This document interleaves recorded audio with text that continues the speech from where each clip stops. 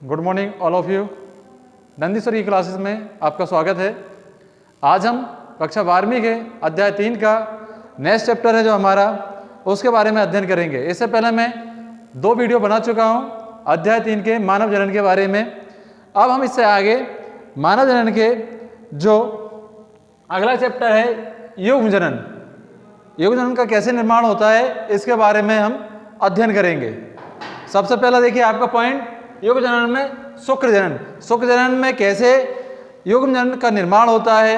देखिए युग्म जनन में आप शुक्र जनन का निर्माण देखें।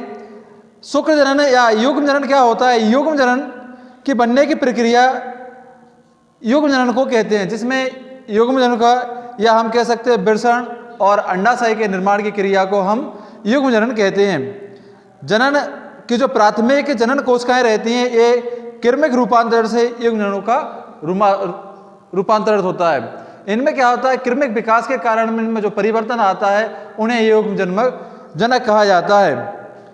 नर युग्मक शुक्राणुओं तथा जो आपके मादा युग्मकों को अंडाणुओं कहा जाता है। नर युग्मक को शुक्राणु कहा जाता है, मादा युग्मकों को अंडाणुओं कहा जाता है का निर्माण होता है। कुछ मामूली अंतर को छोड़कर, अगर कुछ मामूली अंतर छोड़ दिया जाए तो बाकी इनमें जो अंडाशय और शुक्राणुओं की जनन प्रक्रिया लगभग समान होती है।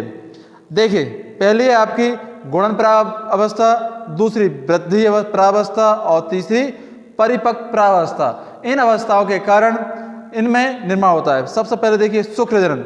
शुक्र जनन वृषण में होने वाली युग्म जननों की प्रक्रिया।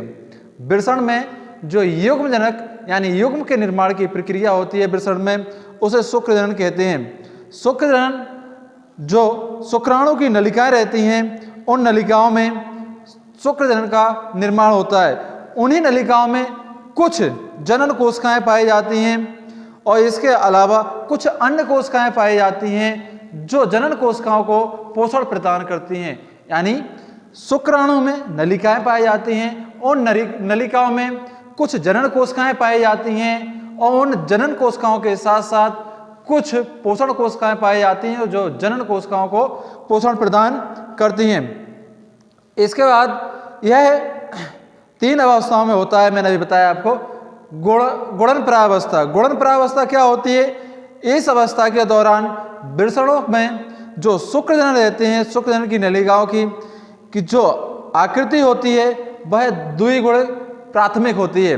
यानी हम कह सकते हैं इनकी जो जनन कोशिकाएं समसूत्रीय विभाजन द्वारा जो गुणजनक में जो इनकी आकृति होती है वो किस प्रकार होती है? द्विगुणित या प्राथमिक जनन कोशिकाएं होती है।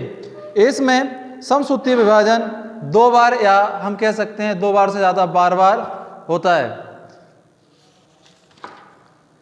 शुक्र जनन कोशिका या सममेट्रोगोनिया, शुक्र जनन कोशिकाओं को ही सममेट्रोगोनिया कहा जाता का निर्माण होता है। इस प्रकार के विभाजन से शुक्र जनन कोशिकाओं की लगभग 5-7 परतें बन जाती हैं। जब क्या होता है, शुक्राणु में युग्म जनन जो शुक्र जनन कोशिकाएं होती हैं या सममेट्रोगोनिया कोशिकाएं होती हैं, उन कोशिकाओं का निर्माण करती हैं शुक्र जनन कोशिका में। यह कोशिकाएं निर्माण के समय या विभाजन के बाद जो शुक्र जनन कोशिकाओं में एक परत के ऊपर परत जमती जाती हैं और लगभग 5 से लेकर 7 परतों का निर्माण करती हैं। इन शुक्र जनन कोशिकाओं से कुछ तो विभाजित हो जाती हैं, जो इनमें जो शुक्र जनन कोशिकाएं होती हैं कुछ तो आपस में विभाजित हो जाती हैं और कुछ विभाजित नहीं होती हैं और नई शुक्र जनन कोशिकाओं का निर्माण करती हैं। किसमें? आपके गुणन आपके प्रावस्था में। गुणन प्रावस्था में क्या होता है? यह समसूत्रीय विभाजन होता है। 2 या 2 से अधिक बार इनका विभाजन होता है और विभाजन की शुक्र जनन कोशिकाओं की इस क्रिया को हम सममेट्रोगोनिया कहा जाता है। इस में करीबन विभाजन के बाद जो कोशिकाओं की परत बनती है 2 से लेकर 5-7 तक इनमें परत बनती जाती है। शुक्र जनन कोशिकाएं के निर्माण करती हैं। इन्हें टाइप फर्स्ट या फर्स्ट स्पर्मेटोगोनिया भी कहते हैं। शेष कोशिकाएं जो शुक्र जनन की अगली प्रावस्था में प्रवेश करती हैं। इसके अलावा जो अगली अवस्था होती है जो आपकी सेकंड वाली, ठीक है, वृद्धि प्रावस्था में जो भाग लेती हैं उन्हें टाइप बी स्फोटोगोनिया कहा जाता है। इसके बाद आता है वृद्धि प्रावस्था। हम किस शुक्रजनन कोशिका के बारे में पढ़ रहे हैं, ठीक है। उसका जो आपका दूसरा वाला हेडिंग आती है वृद्धि प्रावस्था, यानी इसमें देखिए इस प्रावस्था के दौरान शुक्रजनन कोशिकाओं में जो शुक्रजनन कोशिकाएं विसरण में होती हैं, विसरण में जो शुक्रजनन कोशिकाएं होती हैं उन कोशिकाओं में पोषक पदार्थों का संचय तथा डीएनए प्रतिकृति होती है। जो अभी बताया था शुक्रजनन कोशिकाओं में दो प्रकार की कोशिकाएं होती हैं, एक पोषण कोशिकाएं होती हैं, एक जनन कोशिकाएं होती हैं। तो जो पोषण कोशिकाएं होती हैं जो जनन कोशिकाओं के लिए पोषण प्रदान करती हैं, वह पोषण जो कोशिकाएं होती हैं उनमें क्या होता है, यह डीएनए की प्रवृत्ति का निर्माण भी करती हैं। शुक्रजनन कोशिकाओं में डीएनए, इससे पहले हम नेक्स्ट 11th में डीएनए के बारे में पढ़ा है और फर्स्ट अध्याय में डीएनए के बारे में पढ़ा था। डीएनए यानी जो हमारे पूर्वजों के गुणों को स्थानांतरण करती हैं उन्हें डीएनए। तो जो आपकी शुक्रजनन कोशिकाओं में ही जो आपके पोषण कोशिकाएं होती हैं वो इसमें महत्वपूर्ण भूमिका निभाती हैं, जिसके फलस्वरूप शुक्रजनन कोशिकाएं वृद्धि करने, इसके फलस्वरूप क्या होता है, शुक्रजनन कोशिकाएं वृद्धि करने लगती हैं और वृद्धि के 2 गुने आकार की हो जाती है। वृद्धि करके यह अपने आकार से लगभग 2 गुना, यानी अपन कह सकते हैं यह डबल हो जाती हैं अपने आकार के, जो इनका आकार रहता है उससे 2 गुना हो जाती हैं। और 2 गुने के हो जाने के बाद जिन्हें प्राथमिक कोशिकाएं कहते हैं, और जब 2 गुने होने के बाद जो नई अवस्था में आती है इन्हें प्राथमिक कोशिकाएं कहा जाता है। अब जो हो गया आपका वृद्धि अवस्था। अब परिपक्व अवस्था, परिपक्व यानी जब यह पूर्ण रूप से इस परावस्था के अंतर्गत प्राथमिक कोशिकाएं अर्धसूत्रीय विभाजन तो वही चल रहा है अर्धसूत्रीय कोशिकाओं में, तो अर्धसूत्रीय विभाजन द्वारा विभाजित होती हैं, अर्धसूत्रीय विभाजन द्वारा विभाजित होती हैं। अर्धसूत्रीय विभाजन 2 चरणों में होता है। कौन कौन से, देखिए 2 चरणों में पूरा होता है।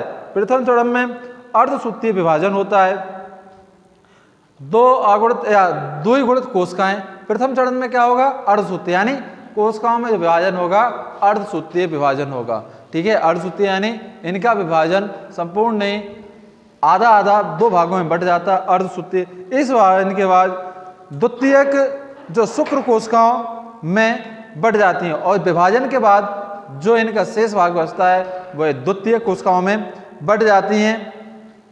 द्वितीय चरण में साधारणतः समसूत्रीय विभाजन होता है और द्वितीय चरण में भी क्या होता है, साधारणतः विभाजन होता है, ठीक है। पहले क्या है आपका समसूत्रीय विभाजन होता है और द्वितीय चरण में साधारणतः विभाजन होता है, जिसके परिणाम स्वरूप क्या होता है, प्रत्येक जो अगुणित कोशिकाएं शुक्र कोशिकाओं 2 आपकी पूर्ववर्षीय कोशिकाओं का निर्माण होता है।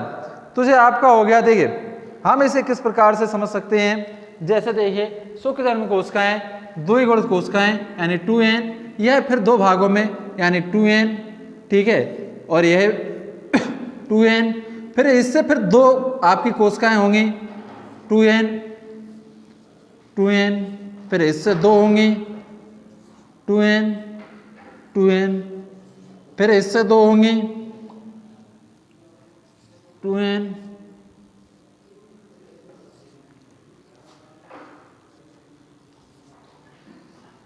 इसी प्रकार